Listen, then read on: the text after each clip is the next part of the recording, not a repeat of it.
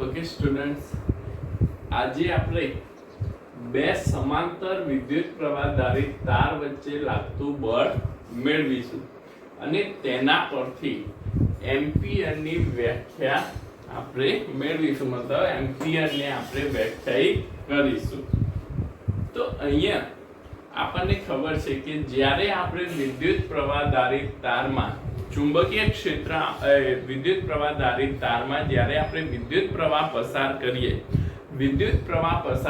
એટલે એની આજુબાજુમાં ચુંબકીય ક્ષેત્ર ઉત્પન્ન થાય છે અને આ જે ચુંબકીય ક્ષેત્ર છે એ ચુંબકીય ક્ષેત્રની અંદર બીજો કોઈ વિદ્યુત પ્રવાહ ધારિત તાર આવે તો તે તાર શું થશે, તો એ ચુંબકીય ક્ષેત્રના કારણે એ તારની આજુબાજુ એક આકર્ષણ કે અપાકર્ષણ અનુભવે છે, મતલબ કે બળ અનુભવે છે. જેમ કે અહીંયા મેં બે તાર વિચારે છે, એક તાર જેને આપણે એ નામ આપી દીધું, બીજો તાર કે જેને આપણે બી નામ આપી દીધું. એ તારમાંથી પસાર થતો પ્રવાહ I of A, બી તારમાંથી પસાર થતો પ્રવાહ I of B. તો જ્યારે અહીંયા બંને વિદ્યુત પ્રવાહ ધારિત તાર છે, તો જ્યારે આપણે A ની ચુંબકીય ક્ષેત્રમાં બી તારને લાવીએ તો બી તાર પર કંઈક બળ લાગે છે. તો અહીંયા એ બળના કારણે આ તાર શું થશે, આકર્ષણ કે અપાકર્ષણ અનુભવશે. તો અહીંયા આપણે એક તો આ બળ મેળવવાનું છે, ઓકે, અને તેના પરથી આપણે એકમ લંબાઈ દીઠ મળતું બળ પણ વ્યાખ્યાયિત કરીશું. તો આપણે 1 by 1 જોતા જઈએ. તો આકૃતિમાં દર્શાવ્યા પ્રમાણે બે લાંબા સમાંતર વાહકો A અને B ને D અંતરે રાખેલ છે, જેમાંથી IA અને IB પ્રવાહ વહે છે. તો જે પ્રમાણે મેં કીધું, તો આકૃતિમાં બે તાર છે, બે તારમાં બે સમાંતર તાર છે, જેમાં વાહક A માં IA પ્રવાહ અને વાહક B માં IB પ્રવાહ વહે છે. તો અહીંયા વાહક A દ્વારા વાહક B પર દરેક બિંદુએ સમાન ચુંબકીય ક્ષેત્ર, કારણ કે અહીંયા વિદ્યુત પ્રવાહ પસાર થશે એ તારમાં વિદ્યુત પ્રવાહ પસાર થાય, જેના કારણે અહીંયા તારની દિશામાં આપણે અંગૂઠો રાખીએ તો ચુંબકીય ક્ષેત્ર આપણને ક્યાં મળશે, આંગળીઓની દિશામાં. તો અહીંયા આપણને આ જે બી તાર છે, બી તાર પર નીચેની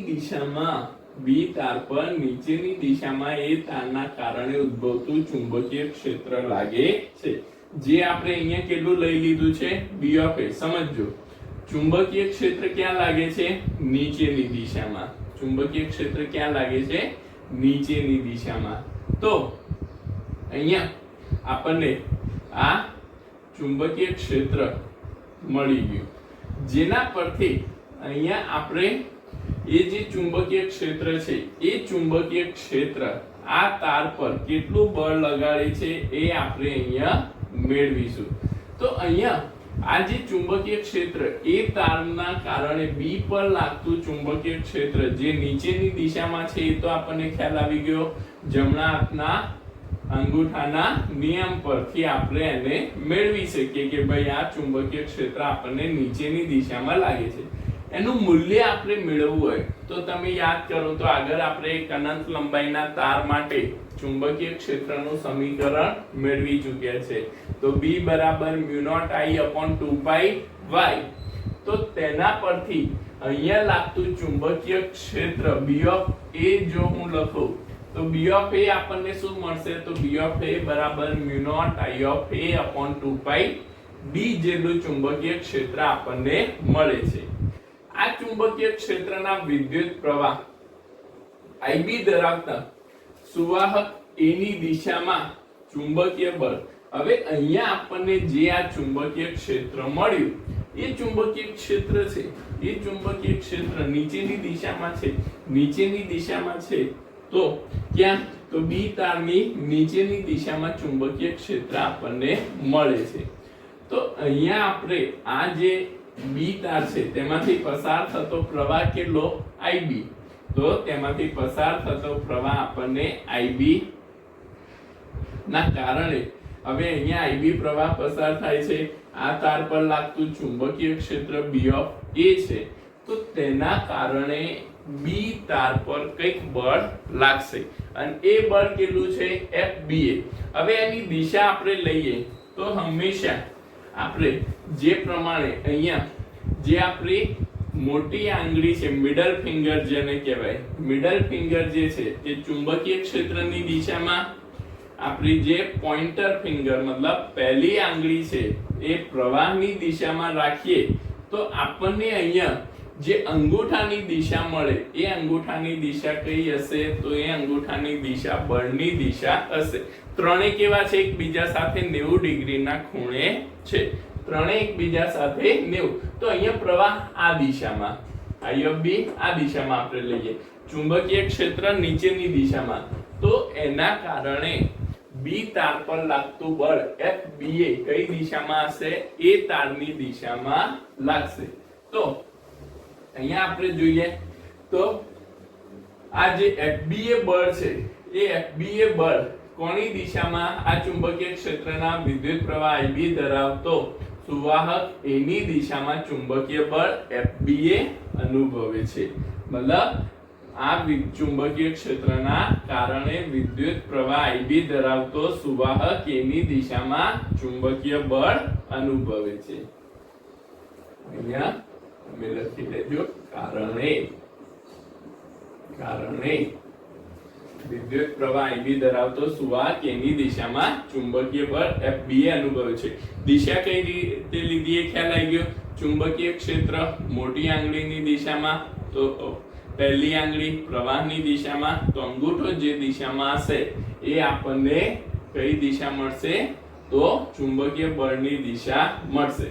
હવે આ જે ચુંબકીય બળ છે એ ચુંબકીય બળનું મૂલ્ય આપણે મેળવીએ તો ધારો કે અહીંયા L લંબાઈનો આ જે ઘટક લીધો છે કે આ તાર છે એને આપણે L લંબાઈ ધારી લઈએ.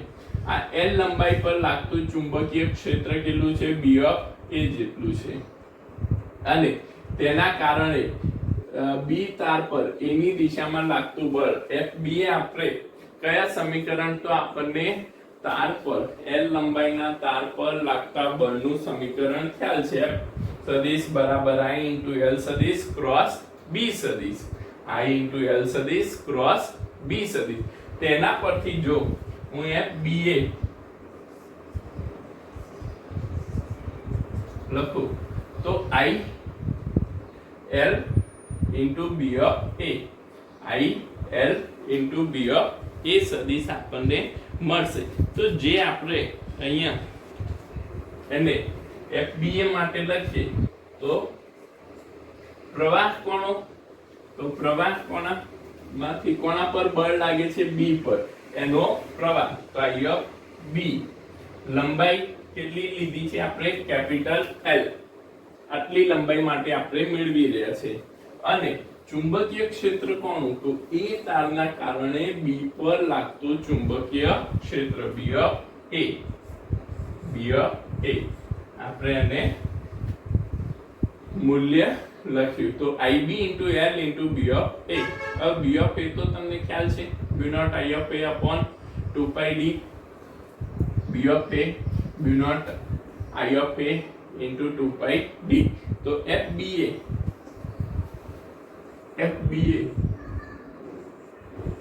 બરાબર આપણને શું મળશે? IB into L સેમ નું સેમ, B of A ની જગ્યાએ આપણે એની કિંમત મૂકીએ B naught I of A upon 2 pi D. તો FBA બળ આપણને B naught I of A I of B into L ભાગ્યા 2 pi D મળશે, જેને આપણે સમીકરણ 1 આપી દઈએ. FBA B તાર પર A તારના કારણે લાગતું બળ. FBA એટલે શું? B તાર પર A તારના કારણે ઉદ્ભવતા ચુંબકીય ક્ષેત્રના કારણે લાગતું બળ. તો અહીંયા મિત્રો જે પ્રમાણે આપણે બી તાર પર બળ મેળવ્યું, હવે બી તારમાં પણ શું થાય છે, પ્રવાહ તો પસાર થાય છે. જો બી તારમાં પણ પ્રવાહ પસાર થતો હોય તો એ પણ કંઈક ચુંબકીય ક્ષેત્ર ઉત્પન્ન કરશે અને એ કોના પર લાગશે, એ તાર પર. હવે જો એ તાર પર બી નું ચુંબકીય ક્ષેત્ર લાગતું હોય તો તેના કારણે એ તાર પર પણ બળ લાગશે અને એ બળ કેવું હશે, તો અહીંયા આપણે જોઈએ કે બંને પ્રવાહ સમાન દિશામાં આપણે લઈએ છે, તો અહીંયા કેવું હશે, જો બંને પ્રવાહ આપણે સમાન દિશામાં વિચારતા હોઈએ તો એના કારણે લાગતું બળ એ પણ કેવું હશે, એ તાર પર લાગતું બળ કોની દિશામાં હશે, બી તાર પર. તો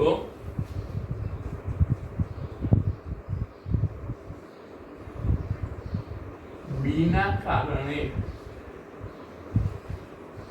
ઉદ્ભવતા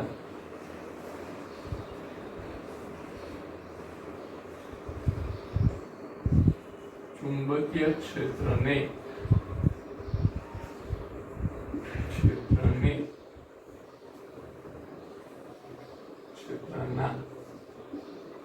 કારણે એ તાર પર લાગતું બળ બી ની દિશામાં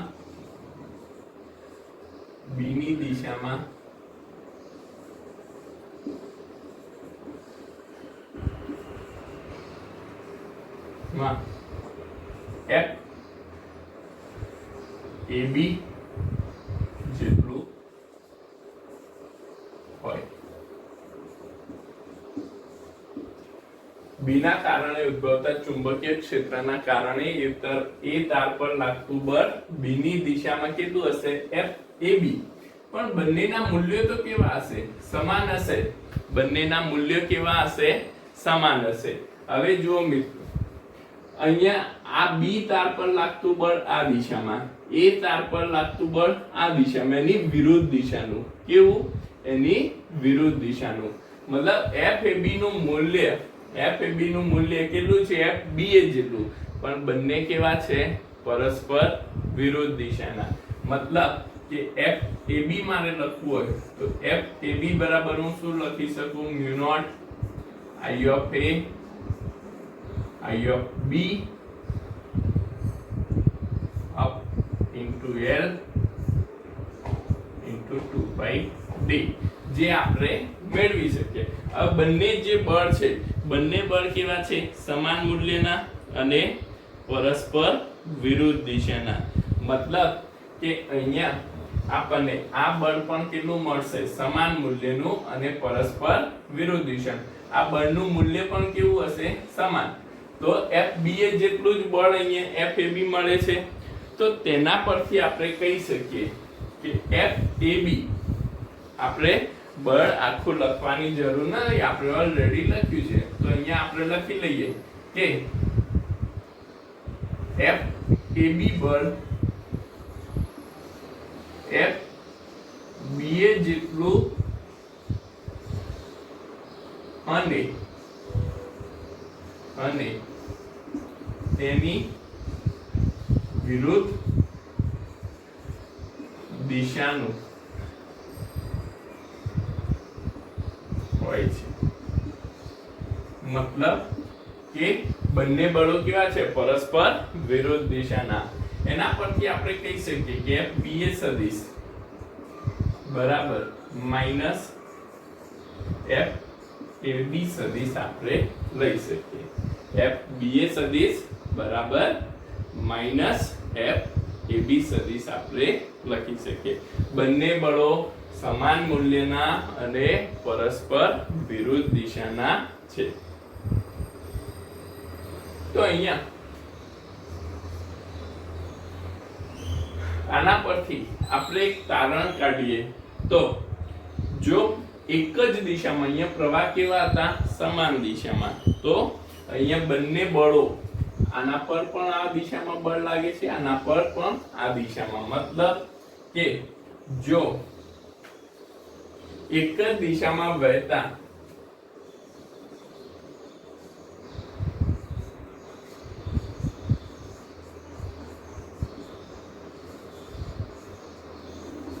વહેતા પ્રવાહ માટે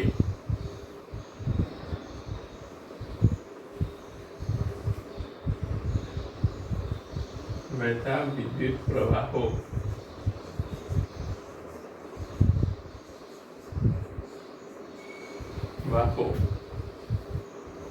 એકબીજાને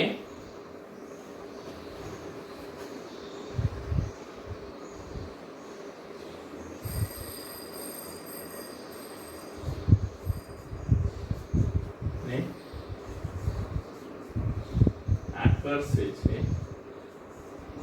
અને વિરુદ્ધ દિશાના પ્રવાહો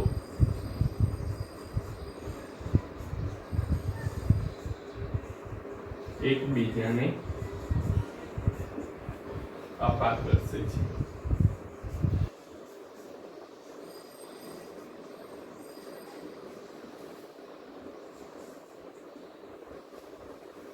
તો આ વસ્તુ મિત્રો તમારે ધ્યાનમાં રાખવાની છે. એક જ દિશામાં વહેતા પ્રવાહો એકબીજાને આકર્ષે છે અને વિરુદ્ધ દિશામાં વહેતા પ્રવાહો એકબીજાને અપાકર્ષે છે. આ તદ્દન આપણે જે વિદ્યુત ભારોમાં લઈએ છે, વિદ્યુત ભારોમાં શું લઈએ છે? સમાન વિદ્યુત ભારો એકબીજાને અપાકર્ષે અને વિરુદ્ધ વિદ્યુત ભારો એકબીજાને આકર્ષે. તેનાથી વિપરીત છે, તેનાથી ટોટલી ઉલટું આપણને અહીંયા મળે છે. એ વસ્તુ ધ્યાનમાં રાખવાની. તો અહીંયા આપણને બે સમાંતર વિદ્યુત પ્રવાહ ધારિત તાર વચ્ચે લાગતું બળ આપણને મળ્યું. આ તમે લખી લો. એના પરથી આપણે એકમ લંબાઈ દીઠ લાગતું બળ મેળવીશું. તો આટલું નોટ ડાઉન કરી લો.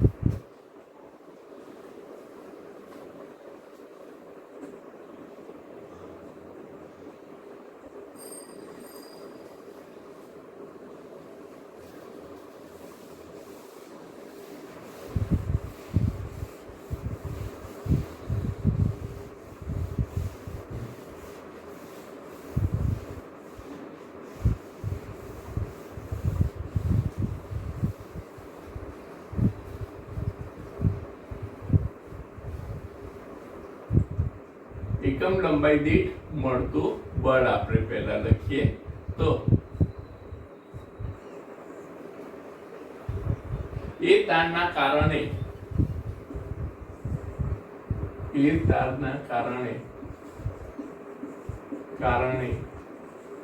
બી પર લાગતું બળ FBA આપણને ખ્યાલ છે. FBA હોય તો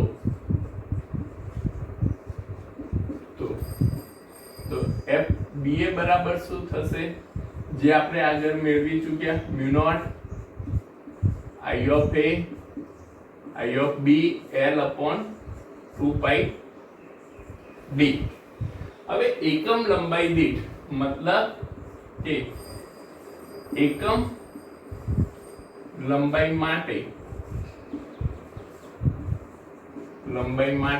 મતલબ L બરાબર શું થશે? 1 મીટર. L બરાબર 1 મીટર માટે મળતું બળ આપણે કુલ બળને કેપિટલ F થી દર્શાવીશું. તો એકમ લંબાઈ દીઠ મળતું બળ ને સ્મોલ f થી દર્શાવીશું. તો FBA બરાબર બીજી ABCD નો F આપણે લઈશું તો mu naught I of A I of B upon 2 pi d. So તો અહીંયા લંબાઈ L છે, એકમ લંબાઈ દીઠ લંબાઈ આપણે કેટલી લઈશું 1 મીટર લઈ લઈશું. તો તેના કારણે આપણને એકમ લંબાઈ દીઠ લાગતું બળ મળી જશે. તો તમારે અહીંયા બળ F બરાબર mu naught I of A into I of B into L upon 2 pi d અને એકમ લંબાઈ દીઠ મળતું બળ આપણને FBA. તમે આને F પણ દર્શાવી શકો અને આને સ્મોલ f પણ દર્શાવી શકો. તો અહીંયા મિત્રો આપણને એકમ લંબાઈ દીઠ મળતું બળ તો મળી ગયું.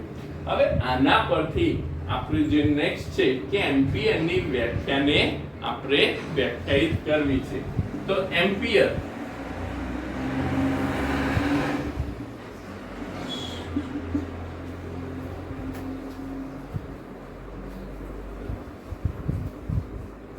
એમ્પિયર માટે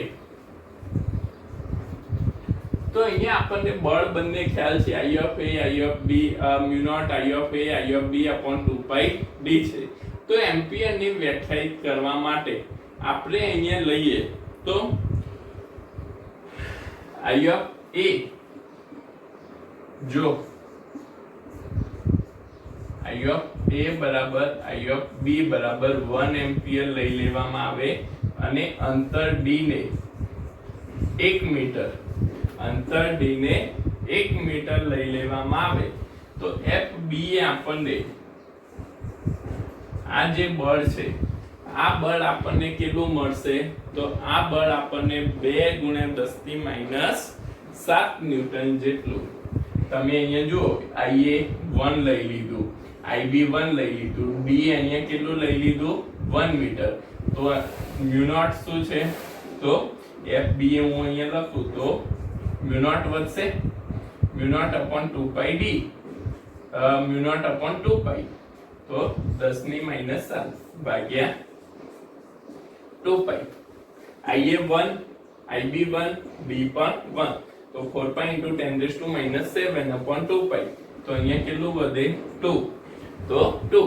તો જેના પરથી આપણે શું લખી શકીએ તો આપણને મળતું બળ 2 into 10⁻⁷ ન્યૂટન છે. FBA મતલબ આપણને કેટલું બળ મળ્યું 2 into 10⁻⁷ ન્યૂટન. તો જેના પરથી આપણે એમ્પિયરની વ્યાખ્યાને વ્યાખ્યાયિત કરીએ તો શું લખી શકીએ તો બે ખૂબ લાંબા એમ્પિયરની વ્યાખ્યાને આપણે વ્યાખ્યાયિત કરવી હોય તો એને આપણે બે ખૂબ લાંબા સુરેખ અને અવગણ્ય આડછેદ ધરાવતા શૂન્ય અવકાશમાં એકબીજાથી 1 મીટર લંબાઈએ મૂકેલા 1 મીટર અંતરે મૂકેલા તારમાંથી જે સમાન વિદ્યુત પ્રવાહ માટે બંને વાહકો પર એકમ લંબાઈ દીઠ મળતું બળ 2 × 10⁻⁷ ન્યૂટન હોય તો દરેક તારમાંથી પસાર થતો વિદ્યુત પ્રવાહ 1 એમ્પિયર છે. તો અહીંયા આપણે વ્યાખ્યા હું તમને બોર્ડ ઉપર લખી આપું તો તમે એ પ્રમાણે યાદ રાખી શકો. તો બે તાર સમાન લંબાઈના એવા બે તાર સમાન બે ખૂબ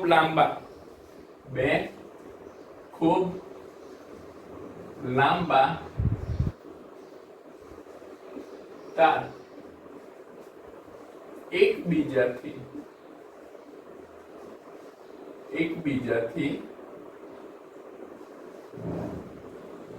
એકમ લંબાઈ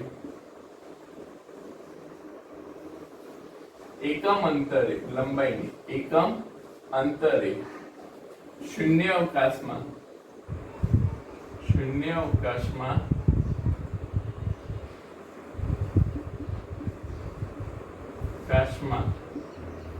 રાખેલા હોય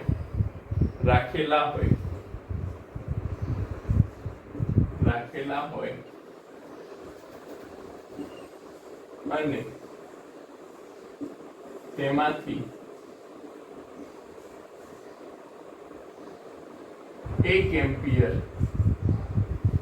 એમ્પિયર પ્રવાહ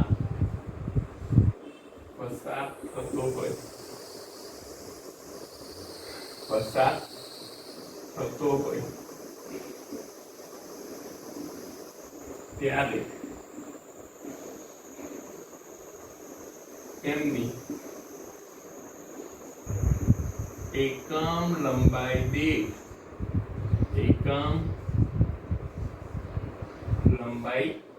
દીઠ લાગતું બળ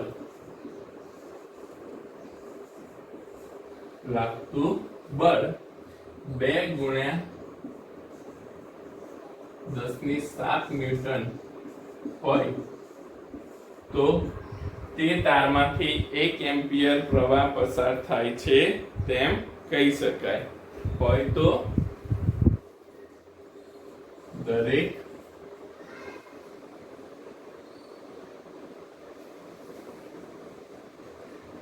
સમાન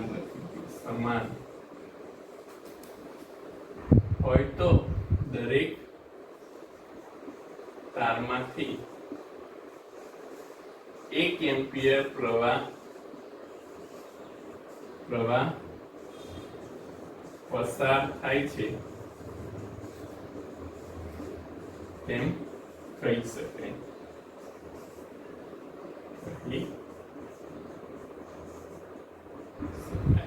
ઓકે મિત્રો, તો આ વ્યાખ્યા પણ તમારે ધ્યાનમાં રાખવાની છે, કારણ કે આપણને આ વ્યાખ્યા સાથે પ્રશ્ન પૂછાય છે. તો આ થયું આપણું 2 સમાંતર વિદ્યુત પ્રવાહ ધારિત તાર વચ્ચે લાગતું બળ, એકમ લંબાઈ દીઠ લાગતું બળ અને એમ્પિયરની વ્યાખ્યા. તો અહીંયા આપણી આ થિયરી પૂરી થાય છે. આટલી વસ્તુ તમારે આમાં ધ્યાનમાં રાખવાની છે. ઓકે, તો આના પરથી હવે આપણે આગળ કેટલાક ન્યુમેરિકલ દાખલાની વાત કરીએ.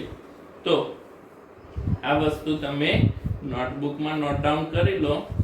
એના પરથી આપણે કેટલાક દાખલા જોઈએ.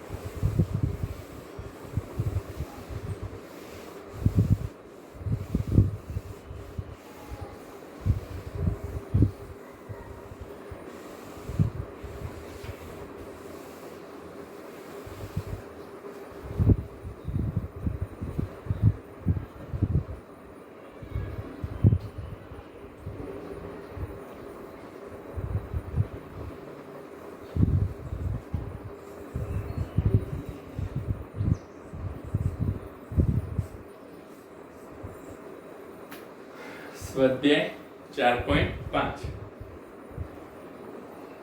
સ્વાધ્યાયનો 4.5 નંબરનો દાખલો.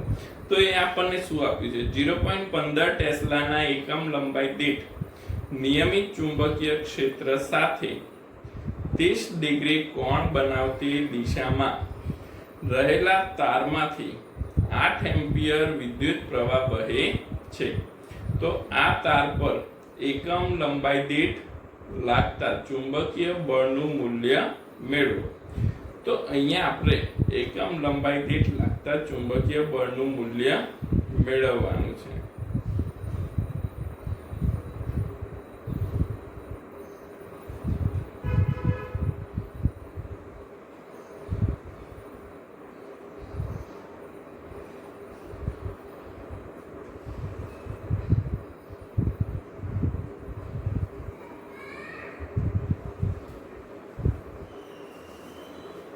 તો ચુંબકીય બળ આપણને કેટલું આપ્યું છે? 0.15 ટેસ્લા. B બરાબર 0.15 ટેસ્લા. ઓકે, ખૂણો થીટા આપણને આપેલો છે 30 ડિગ્રી, 30 ડિગ્રી, અને પ્રવાહ I 8 એમ્પિયર. ઓકે, તો અહીંયા આપણે જોઈએ તો લાગતું બળ મેળવવાનું, મતલબ આપણો પ્રવાહ I તાર છે, ચુંબકીય ક્ષેત્ર B, બંને વચ્ચેનો ખૂણો કેટલો થીટા. તો જો બંને વચ્ચેનો ખૂણો થીટા હોય તો લાગતું બળ આપણે F સદિશ બરાબર I * L સદિશ ક્રોસ B સદિશ છે. તો જેનું મૂલ્ય આપણે મેળવવું હોય તો એ શું થશે? ILB ક્રોસ પ્રોડક્ટ છે, ક્રોસ પ્રોડક્ટ હોવાથી અહીંયા શું આવશે? sin theta. તો ILB sin થીટા.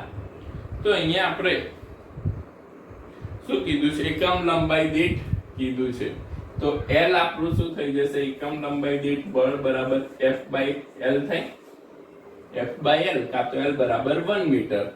તો અહીંયા એકમ લંબાઈ દીઠ બળ F સદિશ F બરાબર કુલ બળ ભાગ્યા લંબાઈ. તો IB sin થીટા.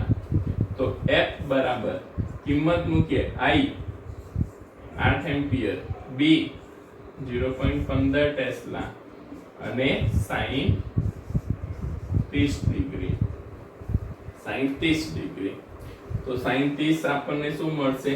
1/2, 1/2 હોય તો અહીંયા આપણને કુલ બળ મળશે 0.6 ન્યૂટન પર મીટર, 0.6 ન્યૂટન પર મીટર. એકમ લંબાઈ દીઠ છે એટલે આપણને 0.6 ન્યૂટન પર મીટર જેટલું બળ મળશે.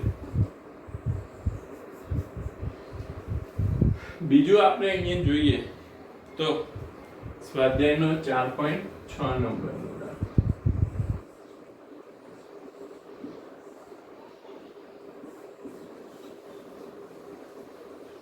તો જેમાં પણ આપણને 3 સેન્ટીમીટર લંબાઈના તારમાંથી 10 એમ્પિયર વિદ્યુત પ્રવાહ પસાર થાય છે, જેને એક સોલેનોઇડમાં તેની અક્ષને લંબ રૂપે મૂકેલ છે. સોલેનોઇડની અંદર ચુંબકીય ક્ષેત્ર 0.27 ટેસ્લા આપેલ છે. તો તાર પર કેટલું ચુંબકીય બળ લાગતું હશે? એક સોલેનોઇડ આપ્યો છે, એ સોલેનોઇડમાં 3 સેન્ટીમીટર લંબાઈ અને 10 એમ્પિયર વિદ્યુત પ્રવાહ ધરાવતા તારને સોલેનોઇડની અક્ષને લંબ રૂપે મૂકેલ છે. એની જે અક્ષ છે એને લંબ રૂપે આપણને મૂકેલ છે. તો સોલેનોઇડમાં આપણને ખ્યાલ છે મિત્રો કે ચુંબકીય ક્ષેત્ર કેવું હોય? અક્ષની દિશામાં, અને તાર કેવો મૂક્યો છે? એને લંબ. તો બંને વચ્ચેનો ખૂણો પહેલા તો કેટલો થઈ ગયો? 90 ડિગ્રીનો. તો આપણને બંને વચ્ચેનો ખૂણો ખ્યાલ આવી ગયો, જેના પરથી ચુંબકીય ક્ષેત્ર આપણને કેટલું આપેલું છે? તો 0.27 ટેસ્લા,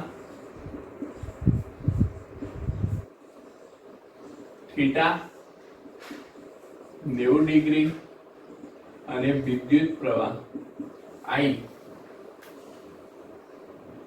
આપણને આપ્યું છે 10 એમ્પિયર, 10 એમ્પિયર, અને લંબાઈ L 3 સેન્ટીમીટર. તો F બરાબર BIL sin થીટા, F બરાબર BIL sin થીટા બિલ. તો F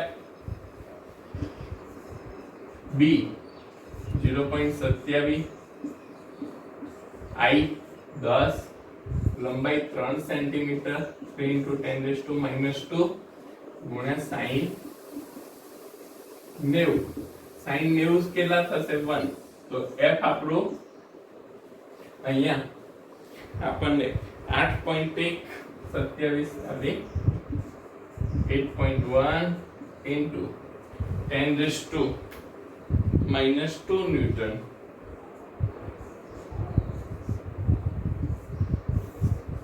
-2 ન્યૂટન જેટલું મળશે. સિમ્પલ એક જ ઇક્વેશન આપણે ધ્યાનમાં રાખીએ, F બરાબર BIL sin થીટા. તો તેના પરથી આપણે ગણી શકીએ છીએ બંને ઈઝી છે.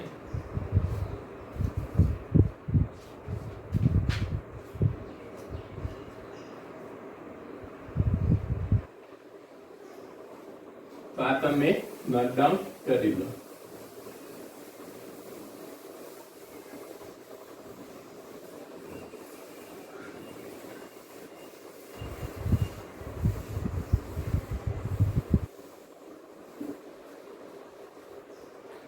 હવે આગળ આપણે જોઈએ સ્વાધ્યાયમાં 4.7.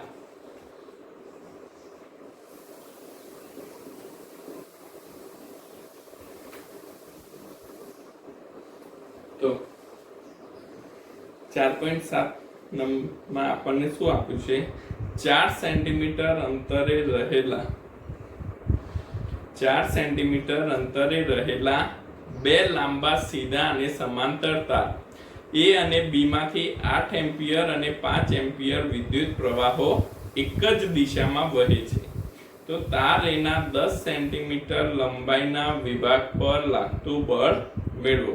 તો આપણને 10 સેન્ટીમીટર લંબાઈના વિભાગ પર લાગતું બળ મેળવવાનું કીધું છે. તો અહીંયા આપણને જે આપ્યું છે એ પ્રમાણે જોઈએ તો બે તાર આપેલા છે. તો અમે એકબીજા સાથે સમાંતર રાખેલા બે તાર દોરી દીધા. બંનેમાં સમાન દિશામાં, બંને તારમાં સમાન દિશામાં I of A કેટલો પ્રવાહ આપેલો છે? 8 એમ્પિયર.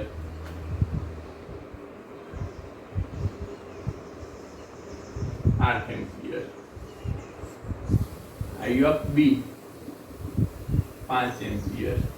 બંને વચ્ચેનું અંતર D બરાબર 4 સેન્ટીમીટર. તો આપણને એમ કીધું છે કે તાર A ના 10 સેન્ટીમીટર લંબાઈના વિભાગ પર લાગતું બળ આપણને શોધવાનું કીધું છે. તો આપણે L બરાબર 10 સેન્ટીમીટર પર લાગતું બળ શોધવાનું કીધું છે.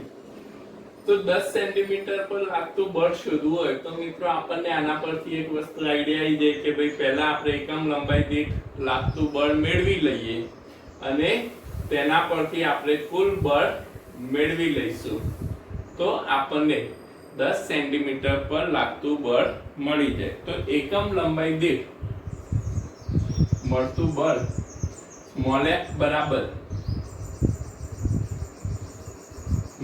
બરાબર mu naught I of A I of B into 2 pi D છે. આ સૂત્ર છે આપણું એકમ લંબાઈ દીઠ બળનું. તો F આપણે મેળવી લઈએ તો F બરાબર mu naught 4 pi into 10⁻⁻⁷ IA 8 IB 5 2 pi D D કેટલું અંતર? 4 સેન્ટીમીટર. તો 4 into 10⁻². ધ્યાન રાખવાનું સેન્ટીમીટર મીટર. તો અહીંયા 4 pi 2 અને 2. તો અહીંયા શું મળશે આપણને? 20 2 into 10⁻⁴ ન્યૂટન પર મીટર. આ આપણને મળી ગયું એકમ લંબાઈ દીઠ લાગતું બળ. પણ આપણે મેળવવાનું શું છે? તો આપણે મેળવવાનું છે 10 સેન્ટીમીટર ની લંબાઈ માટે બળ. આપણે 10 સેન્ટીમીટર ની લંબાઈ. તો F બરાબર સ્મોલ f into L લઈ શકીએ આપણે. Small f into L. તો આપણને શું મળી જશે? આ શું છે? એકમ લંબાઈ દીઠ લાગતું બળ ગુણ્યા આપેલી લંબાઈ. તો તેના માટેનું બળ F મળી જાય. તો 2 into 10⁻⁴ into 10 સેન્ટીમીટર. તો 10 ગુણ્યા 10⁻².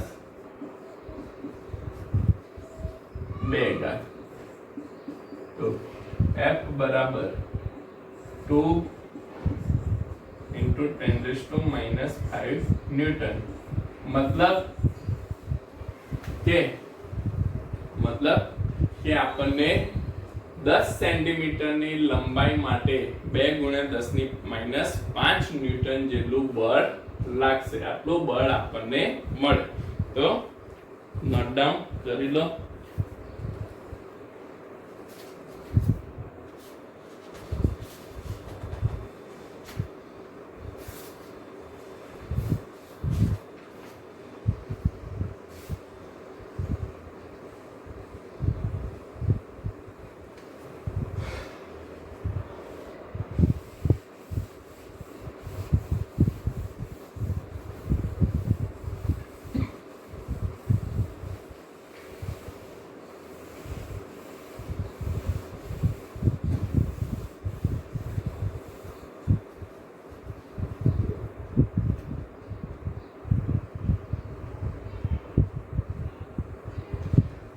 उदाहरण 1 જોઈએ।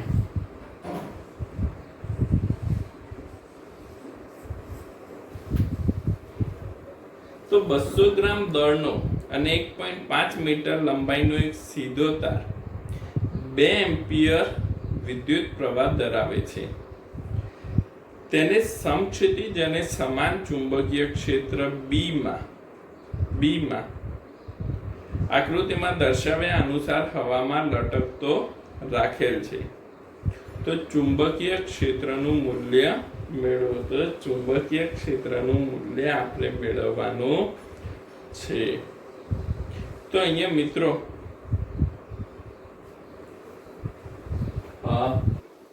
દળ M 200 ગ્રામ,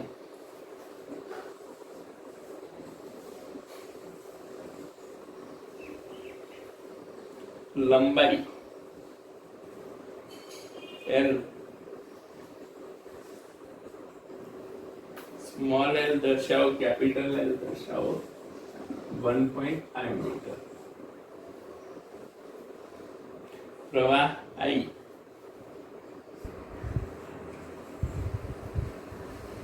एम्पियर આપેલ છે અને આપણને ચુંબકીય ક્ષેત્રનું મૂલ્ય મેળવવાનું કીધું છે।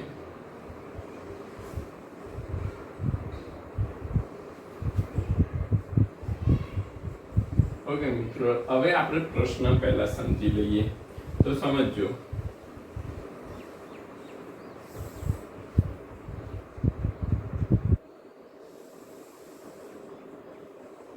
આ એક તાર છે જેમાંથી I જેટલો પ્રવાહ પસાર થાય છે।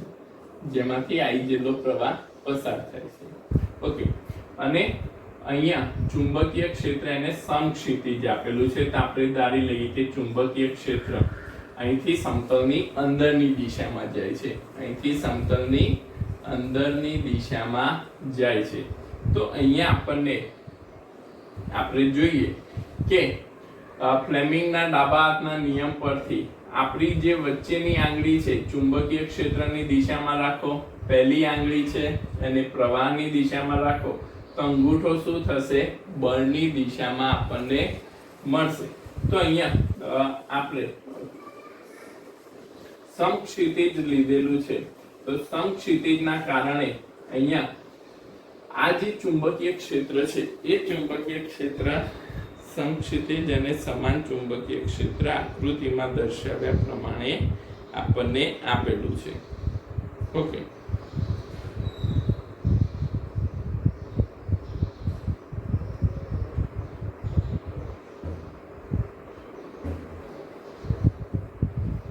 તો આ જે ચુંબકીય ક્ષેત્ર છે એ ચુંબકીય ક્ષેત્રના કારણે ઉર્ધ્વ દિશામાં લાગતું બળ આપણે લઈએ તો F of m અને એની અર્ધો દિશામાં, મતલબ જ્યારે આપણે આ ચુંબકીય ક્ષેત્રને આ રીતે રાખીએ ત્યારે મળતું બળ જે છે એ મળતું બળ આપણને કેવું મળશે? તો આ ઉર્ધ્વ દિશામાં બળ આપણને મળે છે.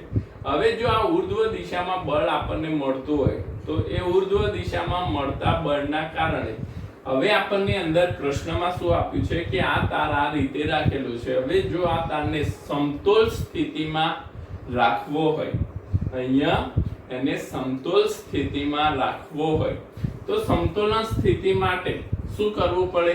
તો સમતોલન સ્થિતિ માટે જેટલું બળ એનું વજન બળ નીચે લાગે એટલું જ ચુંબકીય ક્ષેત્ર બળ ક્યાં લાગવું જોઈએ? ઉપરની દિશામાં ચુંબકીય બળ આપણને મળવું જોઈએ.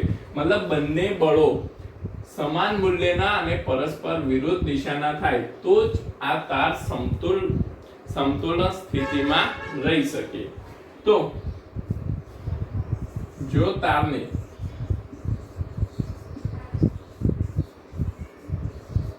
સમતોલન સ્થિતિમાં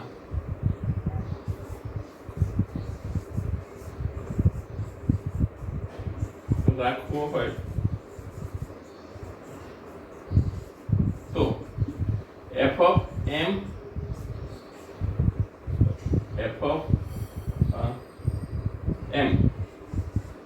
મતલબ ચુંબકીય બળ બરાબર mg વજન બળ થવું જોઈએ. તો અને તો જ આપણને આ સમતોલન સ્થિતિમાં મળે. હવે f of m બરાબર તો શું છે? BIL ચુંબકીય બળ BIL બરાબર mg. તો અહીંયા આપણે મેળવવાનું શું છે? B મેળવવાનું છે. તો B બરાબર mg ભાગ્યા IL થશે. તો કિંમત મૂકતા B આપણને mg એમ કેટલું 200 ગ્રામ, જેને કિલોગ્રામમાં ફેરવી લઈએ 10⁻³ g અહીંયા ગુરુત્વ પ્રવેગ g 10 લઈ લઈએ અને I 2 એમ્પિયર અને લંબાઈ 1.5 મીટર. તો B બરાબર આનું સાદું રૂપ આપતા આપણને B મળશે 0.65 ટેસ્લા. 65 ટેસ્લા જેટલું ચુંબકીય બળ એ ચુંબકીય ક્ષેત્ર આપણને મળે. તો સિમ્પલ કે બંને બળો સમાન મૂલ્યના અને પરસ્પર વિરુદ્ધ દિશાના હોય તો તાર સમતોલન સ્થિતિમાં રહી શકે તો આપણે એનું ચુંબકીય બળ મેળવી શકીએ. તો તાર જે છે એ હવામાં લટકતો રહે. તો આ તમે એને આ દાખલાને નોટ ડાઉન કરી લો. તો આપણે જોઈએ આગળ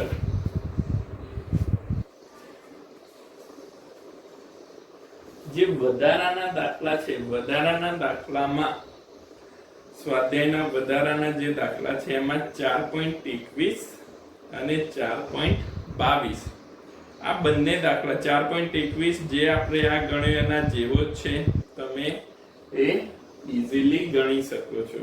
અને 4.22 એકમ લંબાઈ દીઠ લાગતું બળ આપણને શોધવાનું કીધું છે, એ પણ આપણને ખ્યાલ છે, પણ તમે ઈઝીલી ગણી શકો છો. તો 4.21 અને 4.22 હોમવર્કમાં કરવાના.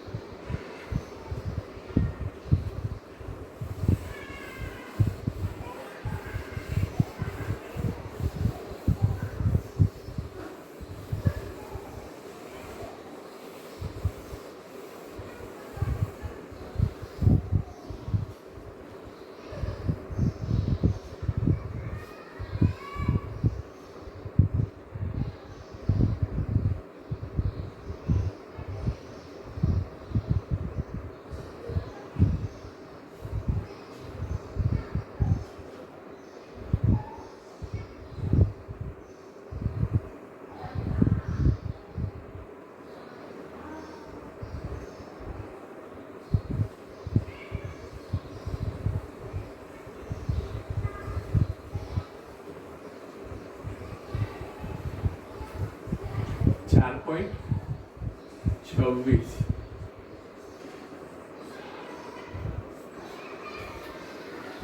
રકમ આપણે જોઈ લઈએ 60 સેન્ટીમીટર લંબાઈ અને 4 સેન્ટીમીટર ત્રિજ્યા ધરાવતા સોલોનોઈડમાં દરેક 300 આંટાના હોય તેવા 3 સ્તર વીંટાળ્યા છે. 2.5 ગ્રામ દળ અને 2 સેન્ટીમીટર લંબાઈનો એક તાર સોલોનોઈડમાં અક્ષને લંબ રૂપે રાખેલ છે. તાર અને સોલોનોઈડની અક્ષ બંને સમક્ષિતિજ સમતલમાં છે. તો આ તારને અક્ષને સમાંતર બે છેડા વડે બાહ્ય બેટરી સાથે જોડેલ છે, જેથી તારમાં 6 એમ્પિયર વિદ્યુત પ્રવાહ વહે છે. તો સોલોનોઈડના આંટાઓમાંથી કેટલા મૂલ્યનો પ્રવાહ વહન થવો જોઈએ કે જે તારના વજનને સમતોલે, મતલબ કે તાર જે છે એ તાર સમક્ષિતિજ રહી શકે. તો અહીંયા આપણે મિત્રો સોલોનોઈડની વાત કરીએ તો સોલોનોઈડ માટે આપણે ડેટા શું આપ્યો છે તે જોઈએ. બંને માટે લખવાનો છે. સોલોનોઈડ માટે આપણે એલ લઈ લઈએ. લંબાઈ કેટલી સોલોનોઈડની? 60 સેન્ટીમીટર. ત્રિજ્યા r 4 સેન્ટીમીટર. આંટાની સંખ્યા n. 300 આંટા ને એવા કેટલા 3 સ્તર છે, તો 3 ગુણ્યા 300.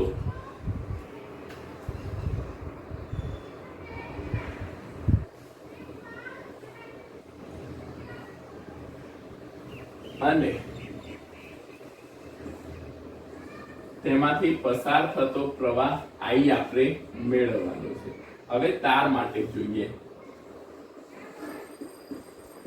લંબાઈ L' લઈ લઈએ. 2 સેન્ટીમીટર લંબાઈ. m દળ, તારનું દળ m 2.5 ગ્રામ.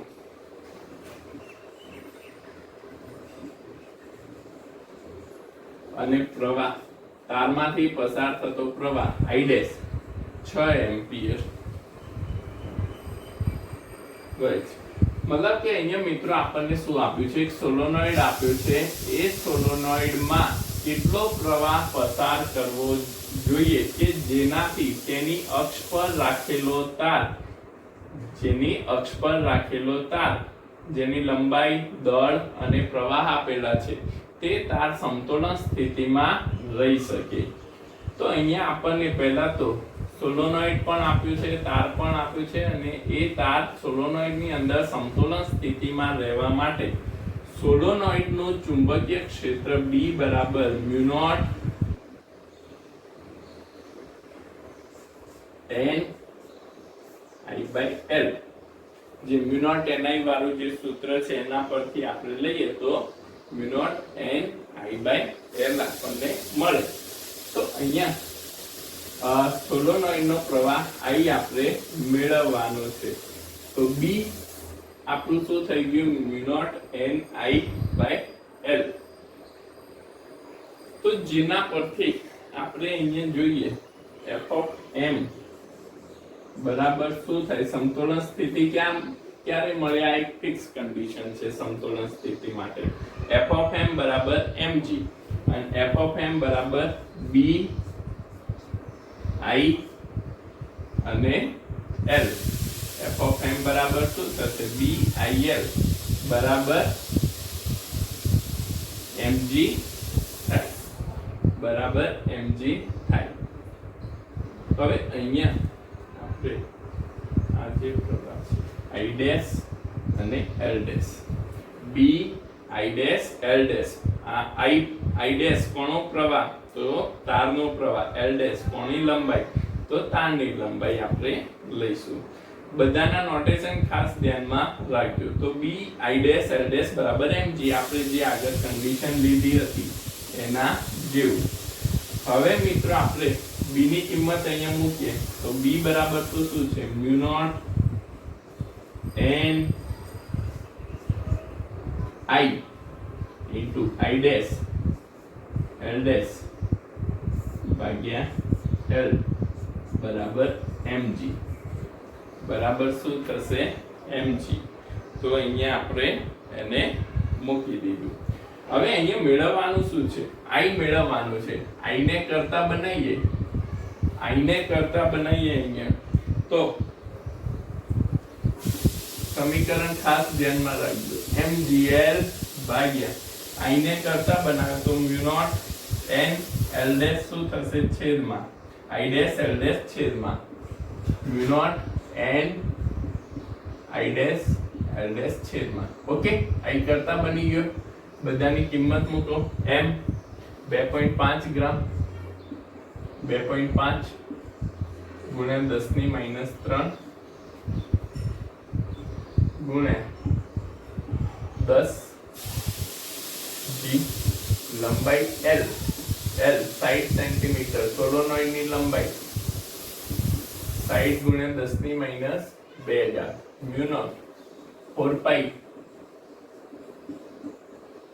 into 10 ની માઈનસ 7 ઘાત ગુણ્યા n આટાની સંખ્યા 3 ગુણ્યા 300 I dash 6 એમ્પિયર ગુણ્યા L dash 2 સેન્ટીમીટર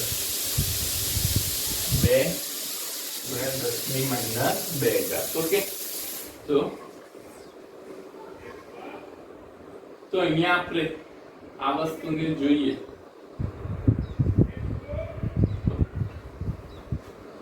6 કેન્સલ તો 10 થઈ જશે. અહીંયા જે I બરાબર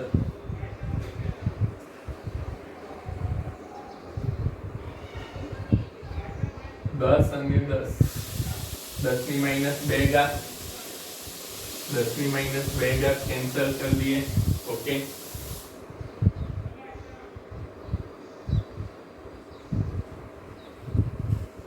અને 2.5 ગુણ્યા 10 ગુણ્યા 10 100 અને 10 ની માઈનસ 3 ઘાત એટલે 10 ની માઈનસ 1 ઘાત વધશે. 3 3 9 9 દુ 18